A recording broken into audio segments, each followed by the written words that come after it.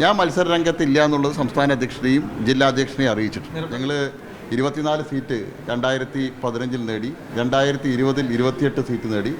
ഇത്തവണ ആ 28 ഞങ്ങൾ കൂടുതൽ വലിയ ഭൂരിപക്ഷത്തിലേക്ക് വർദ്ധിപ്പിക്കും. വളരെ മൃഗീയമായിട്ടുള്ള ഒരു ഭൂരിപക്ഷത്തിലായിരിക്കും ഇത്തവണ പാലക്കാട് നഗരസഭ BJP ഭരിക്കുന്നത്. കഴിഞ്ഞ 2 തവണയും വനിതാ ചെയർപേഴ്സൺ ആയിരുന്നു ഉണ്ടായിരുന്നത്. ഇത്തവണ ചെയർമാൻ എന്നുള്ള ജനറലാണ്. അപ്പോൾ ഒരു ചെയർമാൻ സ്ഥാനാർത്ഥി ഉയർത്തിക്കാട്ടിക്കൊണ്ടുള്ള ഒരു മത്സരമായിരിക്കും ഉണ്ടാവുക. അല്ല, BJPയെ സംബന്ധിച്ചോളം ചെയർമാനെയോ മുഖ്യമന്ത്രിയോ ഒന്നും ഉയർത്തിക്കാട്ടാറില്ല.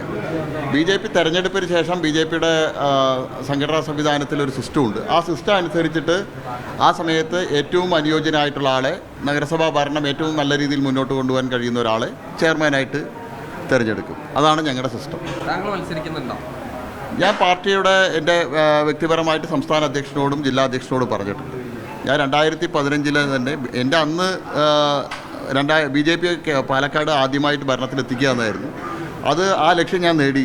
അത് പാർട്ടിക്ക് നേടിക്കൊടുക്കാൻ കഴിഞ്ഞിട്ടുണ്ട്. ഞാൻ മത്സരരംഗത്തില്ല എന്നുള്ളത് സംസ്ഥാന അധ്യക്ഷനെയും ജില്ലാ അധ്യക്ഷനെയും അറിയിച്ചിട്ടുണ്ട്. ഇല്ല, ഞാനത് വളരെ കൃത്യമായിട്ട് പറഞ്ഞിട്ട് ഒരുപാട് പുതിയ തലമുറ പാലക്കാട് നല്ല ചുറുചുറുക്കുള്ള ചെറുപ്പക്കാർ ഭാരതീയ ജനതാ പാർട്ടിക്കുണ്ട്. ഒരുപാട് പരിചയസമ്പന്നരായിട്ടുള്ള ആളുകളും നഗരസഭാ കൗൺസിലർമാരായിട്ടുള്ളവരെല്ലാം ഉണ്ട് BJPയിൽ. അതുകൊണ്ട് ഞങ്ങളെ സംബന്ധിച്ചോളം അങ്ങനെയുള്ള ആശങ്കയില്ല. ലീഡർഷിപ്പിൻ്റെ പ്രശ്നം BJPക്കില്ല. അതുകൊണ്ട് പാലക്കാട് ജില്ലയിലെ നിരവധി പഞ്ചായത്തുകളിൽ ഞങ്ങൾക്ക് വലിയ മുന്നേറ്റം ഉണ്ടാക്കാൻ കഴിയും.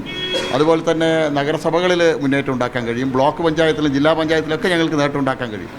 അപ്പോൾ അത്തരം പ്രവർത്തനങ്ങൾ കോർഡിനേറ്റ് ചെയ്യണം എന്നുള്ളതാണ് ഞാൻ വിചാരിക്കുന്നത്. കഴിഞ്ഞ 1-2 വർഷങ്ങളായി പാലക്കാട് BJPക്കകത്ത് കൃഷ്ണകുമാർ പക്ഷവും അതുപോലെ തന്നെ വേറൊരു പക്ഷവും തമ്മിൽ വലിയൊരു തർക്കം നിലനിൽക്കുന്നു. കേരളത്തിൽ ഭാരതീയ ജനതാ പാർട്ടിയിൽ ഒറ്റ പക്ഷമേ ശ്രീ രാജീവ് ചന്ദ്രശേഖരന്റെ നേതൃത്വത്തിലുള്ള BJPയുടെ പക്ഷം. കൃഷ്ണകുമാർ പക്ഷം എന്ന് പറഞ്ഞാൽ അത് മാധ്യമങ്ങൾ കൊടുക്കുന്ന വാർത്തയല്ലേ. ഞങ്ങളാരും ഒരു പക്ഷത്തുമില്ല. ഞങ്ങൾ കേന്ദ്ര JP നദ്ദ നേതൃത്വം നൽകുന്ന, കേരളത്തിൽ ശ്രീ രാജീവ് ചന്ദ്രശേഖർജി നേതൃത്വം നൽകുന്ന, പാലക്കാട് ശ്രീ പ്രശാന്ത് ശിവന്റെ നേതൃത്വത്തിലുള്ള ഒറ്റ പക്ഷമേ ഉള്ളൂ. താങ്കളുടെ നേതൃത്വത്തിൽ വലിയ രീതിയിൽ വിഭാഗീയ പ്രവർത്തനം നടത്തുന്നു എന്നൊരു വിഭാഗം ആരോപിക്കുന്നു.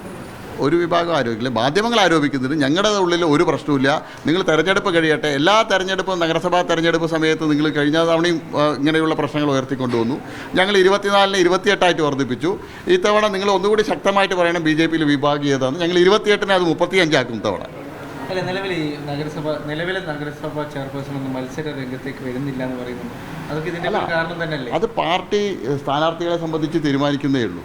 പാർട്ടിയിൽ വ്യക്തിപരമായിട്ട് മത്സരിക്കണോ വേണ്ടതെന്നൊക്കെ തീരുമാനിക്കാനുള്ളതുണ്ട്. ബാക്കി ആര് മത്സരിക്കണം എന്നുള്ള അന്തിമമായിട്ട് തീരുമാനിക്കുക പാർട്ടിയാണ്. ചില ആളുകൾക്ക് മത്സരിക്കേണ്ട. ഞാൻ പറഞ്ഞല്ലോ, ഞാൻ ഇത്തവണ മത്സരരംഗത്തില്ല എന്നുള്ളത് നേരത്തെ സംസ്ഥാന അധ്യക്ഷനെ അറിയിച്ചിട്ടുണ്ട്, ജില്ലാ പ്രസിഡന്റിനെ അറിയിച്ചിട്ടുണ്ട്. അതാണ് എൻ്റെ നിലപാട്, വ്യക്തിപരമായിട്ടുള്ള നിലപാട്. ഇനി പാർട്ടിയാണ് അതിൽ അന്തിമമായിട്ട് തീരുമാനം എടുക്കേണ്ടത്. മറ്റിടങ്ങളിൽ പോലെ അല്ലല്ലോ പാലക്കാട് നഗരസഭ എന്ന് പറഞ്ഞാൽ ഭരണം തുടർച്ച ആണ് നിങ്ങൾ ആഗ്രഹിക്കുന്നത്. അങ്ങനെ ആകുമ്പോൾ ഈ തെരഞ്ഞെടുപ്പിന് ഈ സ്ഥാനാർത്ഥികൾ നിർണ്ണയിക്കുന്ന വലിയ മാനദണ്ഡങ്ങൾ കാണുന്നുണ്ടോ? ഞങ്ങളെ സംബന്ധിച്ചോളം പാലക്കാട് നഗരസഭയിലെ ഭൂരിപക്ഷം സീറ്റുകൾ ഞങ്ങൾക്ക് ആരെ നിർത്തിയാലും വിജയിപ്പിക്കാൻ പറ്റുന്ന സീറ്റുകളാണ്.